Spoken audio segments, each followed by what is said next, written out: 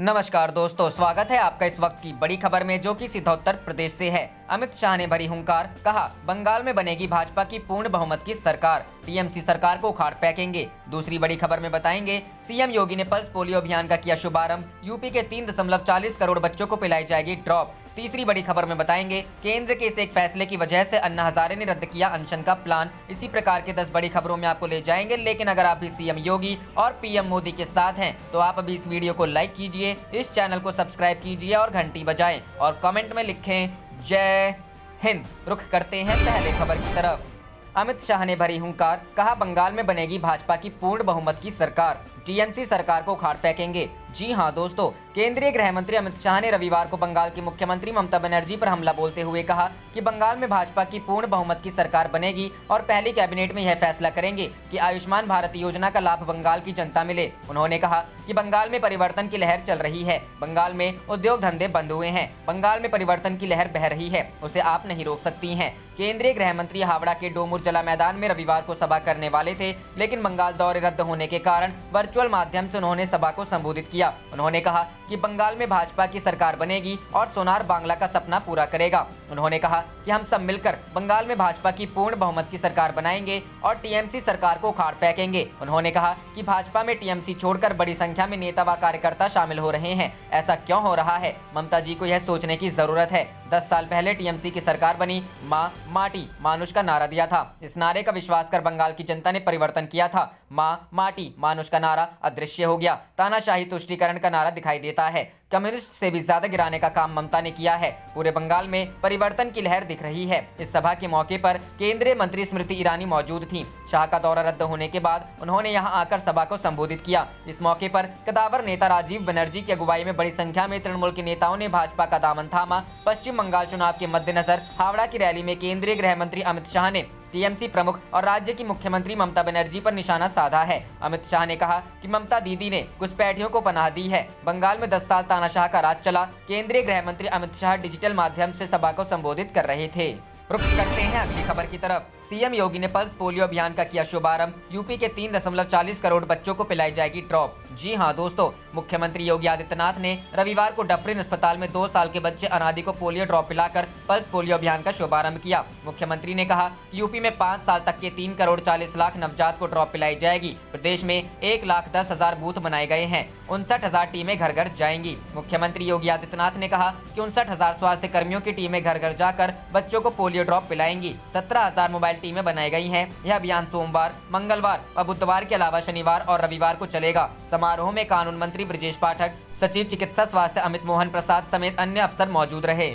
रुख करते हैं अगली खबर की तरफ। केंद्र के इस एक फैसले की वजह से अन्ना हजारे ने रद्द किया अनशन का प्लान। जी हां दोस्तों, कृषि कानूनों के खिलाफ 2 महीनों से ज्यादा समय से किसानों का प्रदर्शन जारी है। इस बीच सामाजिक कार्यकर्ता अन्ना हजारे ने कृषि कानूनों के खिलाफ अनिश्चितकालीन अनशन करने की घोषणा की थी, लेकिन केंद्र सरकार के एक फैसले की वजह से उन्होंने अनशन का प्लान कैंसिल कर दिया। सामने आई अन्ना हजारे के अनशन टालने की वजह। अन्ना हजारे द्वारा अनशन टालने के फैसले का कारण सामने आया है और बताया जा रहा है कि केंद्र सरकार ने एक उच्च स्तरीय समिति बनाने का फैसला किया है, जो अन्ना हजारे की ओर से न्यूनतम समर्थन मूल्य समेत खेती से जुड़े कई मुद्दों पर दिए गए सुझाव पर विचार करेगी। टाइम्स ऑफ इंडिया की रिपोर्ट के मुताबिक अन्ना हजारे शनिवार से अनशन पर बैठने वाले थे, लेकिन केंद्र सरकार ने कृषि राज्य मंत्री कैलाश चौधरी और महाराष्ट्र के पूर्व मुख्यमंत्री देवेंद्र फडणवीस को रालेगढ़ से भेजा। दोनों ने अन्ना हजारे से मुलाकात की और उन्हें आश्वासन दिया कि सरकार उनकी मांगों पर विचार करने के लिए पैनल बनाएगी। इसके बाद अन्ना हजारे ने शुक्रवार देर रात अनशन रद्द करने की घोषणा कर दी। समिति में ये लोग होंगे शामिल। रिपोर्ट के अनुसार इस उच्च स्तरीय समिति ने नीति आयोग के सदस्य रमेश चंद, कृषि और किसान कल्याण राज्य मंत्री पुरुषोत्तम रूपाला, कृषि व्यापार कानून और नीति विशेषज्ञ विजय सरदाना, हरियाणा के एक प्रगतिशील किसान और पद्मश्री से सम्मानित कमल सिंह चौहान और किसान प्रतिनिधि शामिल होंगे। रुख करते हैं अगली खबर की तरफ। दिल्ली में सिंघू, टिकरी और गाजीपुर बॉर्डर और आसपास के इलाकों में इंटरनेट बंद, गृह मंत्रालय ने दिया आदेश। जी हां दोस्तों, हरियाणा के बाद अब केंद्रीय गृह मंत्रालय ने राजधानी दिल्ली में सिंघू, गाजीपुर, टिकरी बॉर्डर और उनके आसपास के इलाकों में इंटरनेट सेवाओं को अस्थायी रूप से बंद कर दिया है। यहां 29 जनवरी को रात 11 बजे से 31 जनवरी को रात 11 बजे तक के लिए इंटरनेट सेवा पर रोक लगाई गई है। सरकार ने सभी निजी और सरकारी टेलीकॉम कंपनियों से इन आदेशों का पालन करने को कहा है। माना जा रहा है कि सरकार ने ये आदेश किसान आंदोलन के मद्देनजर क्षेत्र में शांति, सार्वजनिक व्यवस्था तथा कानून व्यवस्था बनाए रखने के लिए जारी किए हैं। गौरतलब है कि कि 26 जनवरी को भी दिल्ली के कुछ हिस्सों में इंटरनेट सेवाएं अस्थायी तौर पर बंद कर दी गई थी। गणतंत्र दिवस पर किसानों की ट्रैक्टर परेड के दौरान हिंसा की घटना होने पर यह कदम उठाया गया था। किसान नेता बलबीर सिंह राजेवाल ने कहा कि हम जहां बैठे हैं वहां पर सरकार ने इंटरनेट बंद कर दिया है। हरियाणा में भी इंटरनेट बंद कर दिया गया है। कई बार पानी बिजली बंद कर देते हैं। मैं दिल्ली में लोगों से शांतिपूर्ण विरोध में शामिल होने की अपील करता हूं, लेकिन भावनाओं के प्रवाह में भी कुछ न करें। अगर कोई आपको उकसाने की कोशिश करता है, हमें ध्यान रखना चाहिए कि हम युद्ध में नहीं जा रहे हैं। यह हमारा देश और हमारी सरकार है। बता दें कि राजधानी दिल्ली में गणतंत्र दिवस पर किसानों की ट्रैक्टर परेड के दौरान हुई हिंसा के बाद धीमा पड़ा किसानों का आंदोलन शुक्रवार से एक बार फिर जोर पकड़ने लगा है और धरना स्थलों पर भीड़ बढ़ने का सिलसिला लगातार जारी है।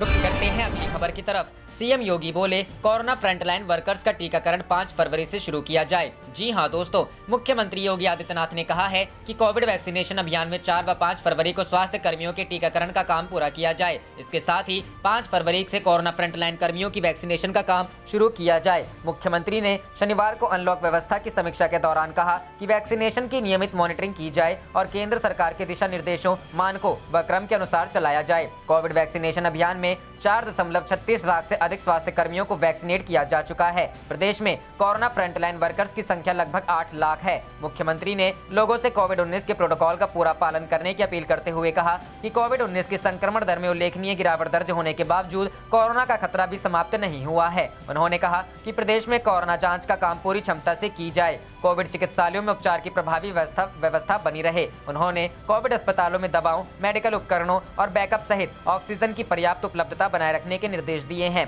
रविवार को प्रदेश में पल्स पोलियो अभियान चलाने के निर्देश दिए। इसके लिए सभी तैयारियां समय से पूरी करते हुए अभियान को सफलतापूर्वक संपन्न किए जाने के निर्देश दिए हैं।